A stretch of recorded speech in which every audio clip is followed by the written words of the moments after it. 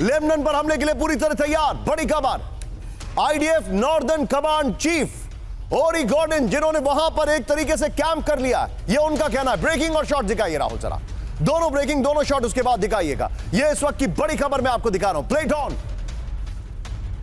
ये इस वक्त की बड़ी खबर, नॉर्दर्न कमांड चीफ वहां पर है, ये देखिए जरा, दोनों ब्रेकिंग, दोनों shot. Army chief, northern command chief, हर कोई वहां पर मौजूद है। इसका मतलब आप जानते हैं क्या है फोकस, इसका मतलब एनी टाइम। और मैं एयर कॉमोडोर, अब मैं सॉरी, मेरे साथ बाहल सर है, उनके पास में आने वाला हूं सीधे अब से कुछ क्षणों में। राहुल, इसके बगल में पहले वाली ब्रेकिंग और शॉट दिखाइएगा। इस वाली खबर को लीजिए, आइए जरा पर गोप्रो में, ये देखिए, हमलों के लिए तैयार है northern command. War alert mode पर इजराइल की नॉर्दर्न कमांड फोर्स, लेबनान पर जमीनी हमले के लिए पूरी तरह तैयार। आईडीएफ नॉर्दर्न कमांड चीफ ओरी गॉर्डन का ऐलान, ऑपरेशन नॉर्दर्न एरो के लिए सैनिक रहे तैयार। ओरी गॉर्डन ने कहा नॉर्थ इजराइल के 60,000 लोगों की घर वापसी कराई जाएगी। यही बहुत बड़ा सवाल है। इस सब के बीच में एक और बड़ी खबर, सीधे ब्रेक करिए, हिजबुल्लाह से लंबी जंग की तैयारी, ब्रेक करिए जरा, सीधे फ्लोर ब्रेकिंग।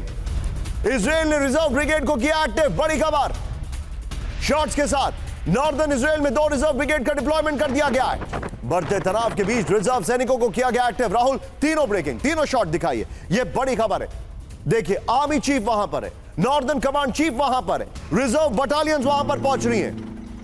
क्योंकि आपको बताना चाहूंगा, इजराइल में आर्मी ट्रेनिंग वहां के कई सारे लोगों ने ले रखी है और अब उनको बुलाया जा रहा है।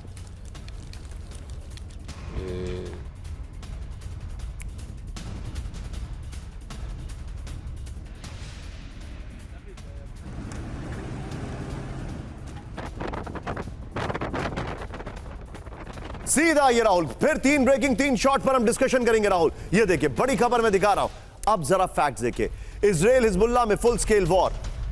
वेल, इसका हेडर ये था, 2006 में हारे, क्या इस बार जीतेंगे, ये हेडर होना चाहिए, बट नेवरदलेस 2006 हिजबुल्लाह इजराइल में जंग, 34 दिनों तक चला था भीषण युद्ध। जंग की शुरुआत में इजराइल ने किए थे भीषण हवाई हमले, एयर स्ट्राइक के बाद शुरू किया था जमीनी हमला।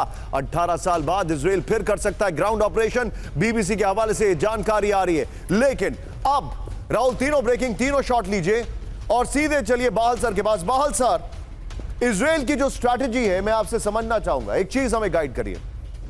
अब आप समझ सकते हैं एयर स्ट्राइक्स के बारे में ज्यादा बेहतर हम क्या बताएंगे, लेकिन जो इन्होंने एयर स्ट्राइक्स अभी की है वो तो पिछली बार भी की थी। इस बार इनके पास वो कौन सा एक्स फैक्टर है जिससे इनको लगता है कि ये ग्राउंड ऑपरेशंस करने में कामयाब होंगे, खासकर तब जब लेबनान का जो चंबल है वहां पर ये पिछली बार भी फंसे थे। बहुत निशांत जी, बहुत अच्छा आपने प्रेजेंटेशन दिया, बड़े सारे फैक्ट्स बताए और बड़े अच्छे कंक्लूजन एक्चुअली आपके बातों में ही छुपे हुए हैं। सबसे पहले कहूंगा कि इस बार प्रॉपर तरीके से शेपिंग ऑफ द बैटलफील्ड हुई। पहले सेंटर ऑफ ग्रेविटी को शिफ्ट किया गया। जब तक 98 डिवीजन मूव करी गाजा की तरफ से ऊपर आई टैंकों के साथ, तब तक उन्होंने भीषण हमले किए जो शुरू हुए लीडरशिप के ऊपर और कई इंपॉर्टेंट लीडर्स को मारा गया। उसके बाद कम्युनिकेशन सिस्टम जो बहुत इंपॉर्टेंट होता है किसी भी वॉर के अंदर, चाहे वो पेजर्स हो, चाहे वो वॉकी टॉकीज हो, उसके ऊपर अटैक हुए और उनको भी नाकाम कर दिया गया। उसके बाद तीसरी चीज आती है वेपन डिपोज और मिसाइल लॉन्चर्स, सबके ऊपर अटैक हुए। यानी कि शेपिंग द बैटलफील्ड को प्रॉपरली करा है इजराइल ने इस बारी। और उनके दोनों चीफ, आर्मी और एयर चीफ ने स्टेटमेंट्स दिए बहुत क्लियरली कि ग्राउंड ऑफेंसिव ही एक रास्ता रह गया है। उसके बाद आईडीएफ का नॉर्दर्न कमांड का आईडीएफ कमांडर जो है वो भी, उन्होंने भी क्लियर स्टेटमेंट दे दिया। यानी कि अब जो है प्राइम मिनिस्टर की तरफ से स्टेटमेंट आ गया, सबकी तरफ से आ गया, तो ग्राउंड ऑपरेशंस कुछ ही घंटे अवे हैं। लेकिन साथ में मैं ये कहना चाहूंगा, इसके साथ साथ जो 7 फ्रंट एक्टिव हैं, इजराइल को बहुत तकलीफ होगी बेका वैली के अंदर। और क्यों तकलीफ होगी? क्योंकि ये मीट करेंगे 20,000 फाइटर्स को जिन्होंने सीरिया के अंदर लड़ाई लड़ी है। इनके अंदर टनल और कम्युनिकेशन सिस्टम मैनुअल है और इन्होंने 18 साल से प्रिपेयर कर रहे हैं। 1992 में भी उनके जो मेन लीडर है उनको, मुसावी को मार दिया गया था। उसके बाद अब देखिए तो उनके कई लीडर मारे गए। लेकिन 2006 में भी जो भी हुआ, उसके बाद से भी हिजबुल्लाह को तो खत्म नहीं कर पाए।